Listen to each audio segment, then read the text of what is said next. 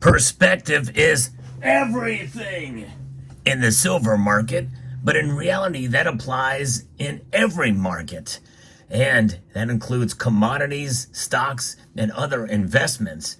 And what I'm about to share with you now is some news that has just come across the wires that may not be so good for the price of this lovely metal, but it is good for the metal nonetheless. Let's explore.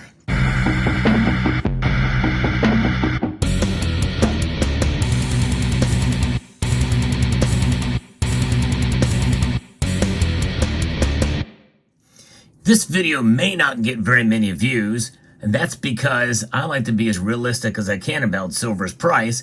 Sometimes that means that I accentuate the negative as well as the positive. But the reason why I do that is because I want to give perspective. And when you think about the complexities of the silver market, especially when information is given to you from likely an entity that is biased towards the metal, well, we have to take it seriously. And I mean very seriously. And when we do so, well, we're setting ourselves up to be realistic. And in that realism, we do tend to really not have unrealistic expectations for the metal. And I think that is the lesson that I want to share with you now. Because, silver is staring us right in the face, just like the corner of this big silver bar. That's just it. I love showing different perspectives on silver, and this is a top-down view. And it took a while to stand this poured silver bar up to show you, but nonetheless, something a little different. So let's get into what's going on with silver's price. Folks, many of us feel that silver's price is going to go up by the end of the year. I'm one of those. I did a prediction video, and I've been doing them for the last couple of years since 2020. And I've been bullish on silver and continue to be bullish on silver's price. Although, keep in mind that I have been wrong all 3 years, and my predictions were not all that unrealistic. You'll never see me do these to-the-moon silver price predictions. I may talk about those that others do, but usually I like to bring perspective to those as well, so that you can have a better understanding and more of a grasp on silver as a metal. Now, keep in mind that there are a lot of bullish factors on silver, but this little bit of news is a chink in that armor. It's a little bit of a different viewpoint from the Silver Institute. Reuters is reporting out of London that the global silver deficit is expected to ease by 9% to 176 million troy ounces this year in 2024, with a 4% recovery in mine output expected to offset rising demand, the Silver Institute Industry Association said just this past week here. Now, this is news. This is new because you heard me talk about how Mexico, that silver production there is declining. And by 2026, well, they may run out of mined silver. That is a very real possibility for that area. But overall, for the entire market, and keep in mind, most of the silver that is mined nowadays is mined as a byproduct of other metals. As a byproduct of other metals. And when you understand that, that means that is cheap silver being mined, because that costs a whole lot less to mine than silver mined primarily. But nonetheless, that is what they are coming out with. Now, there is silver XAG, which is used in jewelry, electronics, electrical vehicles, and solar panels, as well as an investment, faces a fourth year of structural market deficit. So there's that as well that we're seeing, but it is not reflected so much in the price. So when we see increased silver production from mined silver, that's something that likely is going to put pressure on the price. And that may put pressure on the price in spite of the Federal Reserve lowering interest rates. That very well could be a possibility, folks, because a lot of stackers out there are hedging their bets. They're hedging their bets that when the Federal Reserve raises rates come May, June, or July, well, then that means the silver's going to go up and maybe even climb up dramatically. Now, I'm not discounting that is a possibility, but this is going to be headwind and work against that narrative and against the price. So there's something to consider there. Stronger industrial consumption will increase in 2024 for global demand by 1% or 1.2 billion ounces, the Silver Institute said in a review prepared with consultancy Metal Focus. Metal Focus is the research group that does all the work for the Silver Institute.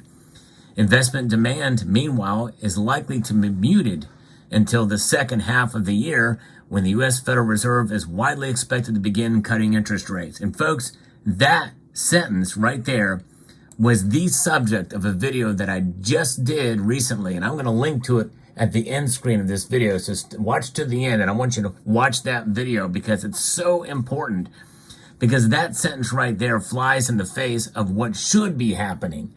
Yes, indeed. So watch that video because that was the precipice for that subject there. Global silver supply is forecast to grow by 3% to an 8-year high of 1.02 billion ounces in 2024, led by 4% growth in mine production.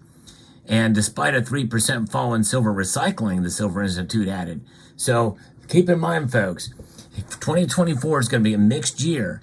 We saw an increase in recycling last year, 2023, but this year, silver recycling very well could fall by 3%.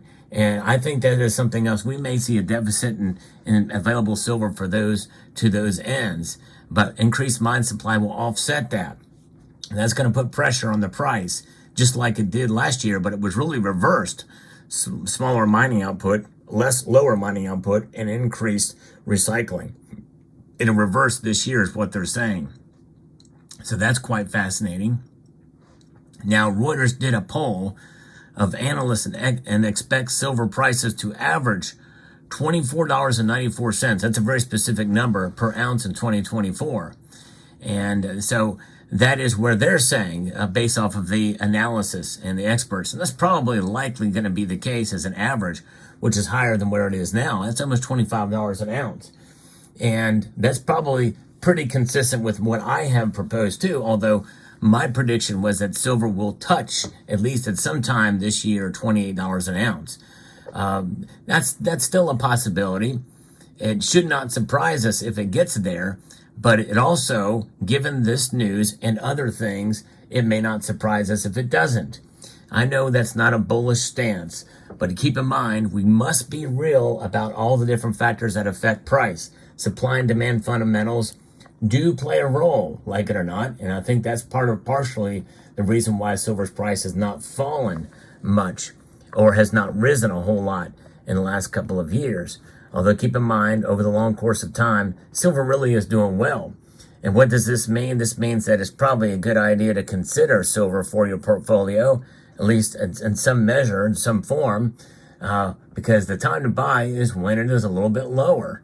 And even if you don't stack anymore, if you feel like you have enough or you're just not sure, thinking maybe it could go even lower, hang on to your silver.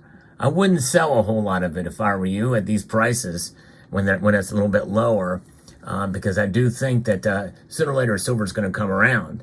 So I want to encourage stackers out there that is really the bottom line here.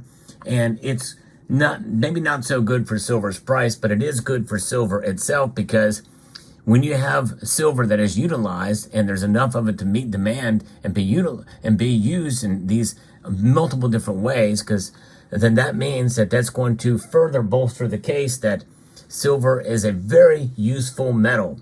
It will be consumed, which means that it'll be taken out of the available supply, and that could very well lead to a run up in price down the road, as the price right now is really not to a point where it makes it economically viable to recycle it as much as it has in the past, or recover silver from other items. That is why I think we're going to see a fall in silver recycling this year. If we start to see move in the other direction, and with technology and the like, we could see an increase in that in following years, and we could really see an actual silver deficit. The more that silver is utilized and in mass, that's going to very well add to silver's value.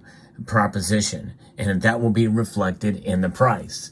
And that's going to come at some point in time.